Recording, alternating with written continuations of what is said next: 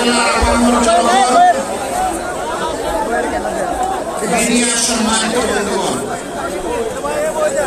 আমি আল্লাহ রাব্বুল আলামিনের শুকরিয়া আদায় করছি। আজ থেকে ঠিক 1 বছর আগে এই লক্ষ্মীপুরের মাটিতে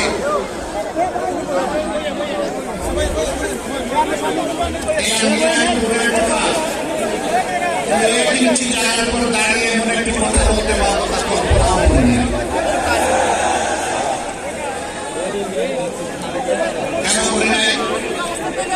আমার একজন আন্দোলনের মাসুম বলে গেছেন, এই লক্ষ্মীপুর হাজার ঐতিহ্যের ধারক এবং স্মারক, অসংখ্য আলিম উলামার চারণভূমি, অসংখ্য জ্ঞানী গুণী ব্যক্তি লক্ষ্মীপুরে জন্ম নিয়েছেন। তারা দেশকে নেতৃত্ব দিয়েছেন, কিন্তু বাংলাদেশের স্বাধীনতার পর একটি গোষ্ঠী আমাদের প্রিয় লক্ষ্মীপুরকে সন্ত্রাসের জনপদে পরিণত করেছিল। বিশেষ করে একটি কুখ্যাত পরিবার, আপনারা সবাই তাদেরকে চিনেন, জানেন, আমার চাইতে বেশি চিনেন।